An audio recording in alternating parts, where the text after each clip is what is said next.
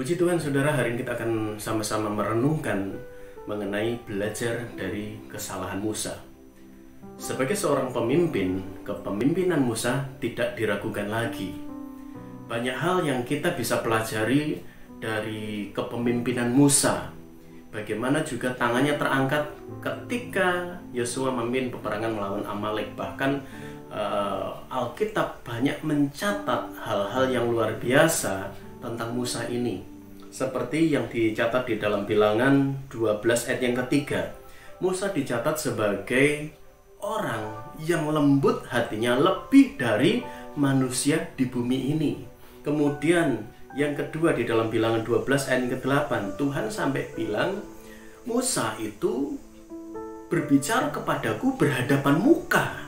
Jadi artinya fellowship, persekutuan, keintiman Musa dengan Tuhan itu luar biasa. Sampai Tuhan mengizinkan perkataannya tertulis seperti itu di dalam Alkitab.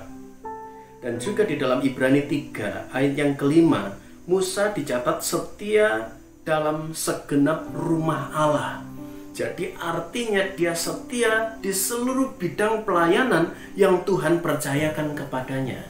Tapi perhatikan baik-baik saudara, Musa tetaplah juga manusia biasa sama seperti kita. Seperti catatan firman Allah tentang Elia manusia biasa sama seperti kita. Demikian juga Musa tidak luput dari apa yang namanya kesalahan.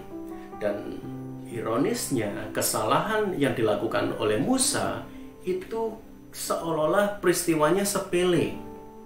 Tuhan suruh Musa mengucapkan atau berkata kepada bukit batu supaya mengeluarkan air. Tetapi justru Musa memukul bukit batu itu dengan tongkatnya. Dan Tuhan berkata, ini sebuah kesalahan. Mari kita sama-sama melihat kesalahan yang membuat akhirnya Tuhan berkata, Musa, engkau tidak akan memimpin umatku masuk ke tanah Kanaan. Apa yang dilakukan oleh Musa? Kesalahan apa yang membuat Tuhan marah kepada Musa? Yang pertama, Musa bertindak dengan emosinya. Tidak lagi ada kendali firman Allah di dalam hidupnya. Karena memang bangsa yang dia pimpin tegar tengkuk, keras kepala batu.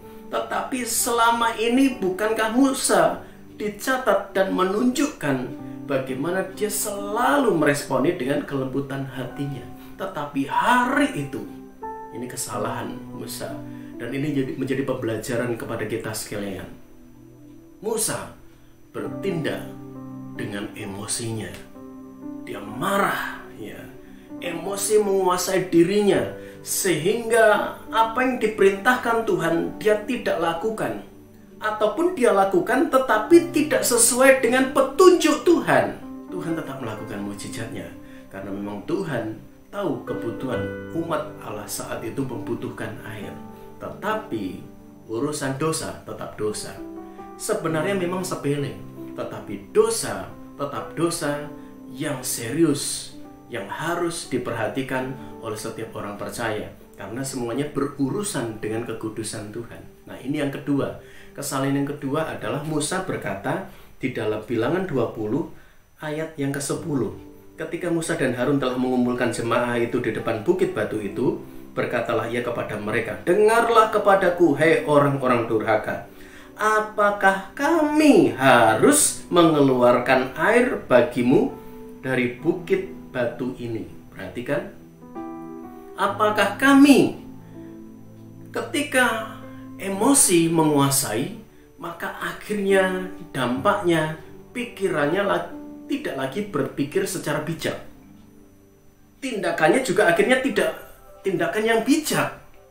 Dan perkataannya juga bukan perkataan yang bijak. Karena dengan emosinya Musa berkata, apakah kami harus mengeluarkan air bagimu dari bukit batu ini? Musa mengambil alih otoritas Tuhan tanpa dia sadari. Dengan perkataannya seolah-olah orang Israel bisa menangkap bahwa Musa dan Harunlah yang bisa membuat air itu keluar dari bukit batu. Padahal siapa? Tuhan. Tetapi Tuhan berfirman kepada Musa dan Harun, karena kamu tidak percaya kepadaku dan tidak menghormati kekudusanku di depan mata orang Israel, itulah sebabnya kamu tidak akan membawa jemaah ini masuk ke negeri yang akan kuberikan kepada mereka. Ini ayat 12.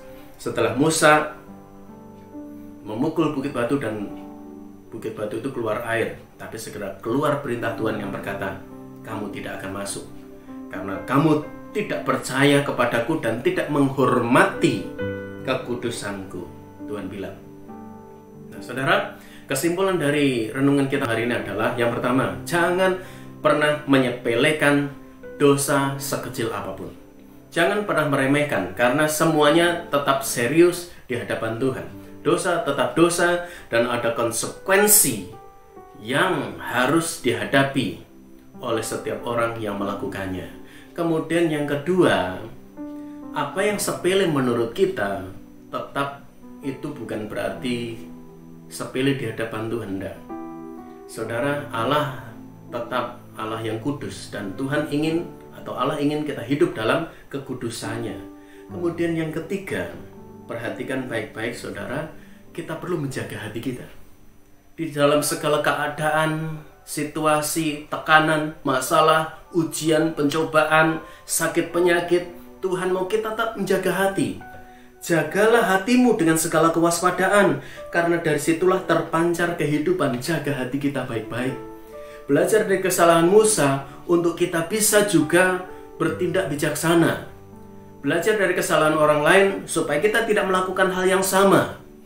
Belajar dari kesalahan Musa untuk supaya kita bisa hati-hati di dalam melangkah. Melangkah di tahun yang baru ini tidak mudah. Semakin lama semakin banyak tantangan, semakin banyak kesulitan. Keadaan dunia ini juga semakin mencekam oleh pandemi, oleh krisis yang ada, goncangan ekonomi, bahkan juga ancaman-ancaman kejahatan, dunia yang semakin bergejolak. Semuanya bisa membuat orang takut, cemas, khawatir, dan sebagainya. Sebuah perjalanan kehidupan yang tidak lagi mudah, tetapi percayalah selama kita bersama dengan Tuhan, Tuhan akan selalu campur tangan. Di tengah-tengah kelemahan Tuhan menguatkan, di tengah-tengah kesulitan Tuhan akan berkata, ayo kamu bisa, aku akan ikut bekerja, aku akan campur tangan. Di tengah-tengah sakit penyakit Tuhan berkata, aku menyembuhkan, aku akan selalu melakukan mujizat. Ketika kita izinkan Dia memimpin hidup kita, maka percayalah kuasa Allah akan selalu bekerja menyertai, menuntun, membimbing hidup kita.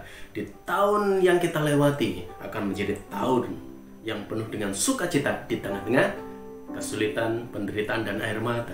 Tuhan akan membuat kita terus merasakan syukur di tengah-tengah keadaan-keadaan yang tidak baik. Karena apa? Karena Tuhan ada di hati kita, Tuhan menyertai kita. Puji nama Tuhan. Kita satu dalam doa. Terima kasih Bapa di surga. Belajar dari kesalahan Musa, kami ingin belajar menjaga hati kami. Kami ingin belajar bertindak bijaksana dan tidak gegabah. Kami tidak dikendalikan emosi, tetapi kami dikendalikan oleh kekuatan firman Allah. Kami dikendalikan oleh kekuatan kuasa Roh-Mu Tuhan yang nyata dalam hidup kami. Terus bentuk hidup kami. Jika ada cara pandang yang salah, seolah-olah meremehkan dosa-dosa yang sepele, ampuni kami Tuhan. Mulai sekarang kami akan tetap berjuang untuk hidup dalam kebenaran kekudusan-Mu. Terima kasih Bapa, bersyukur kepadamu kami alaskan dalam nama Tuhan Yesus Kristus. Haleluya. Amin. Puji Tuhan, Tuhan memberkati.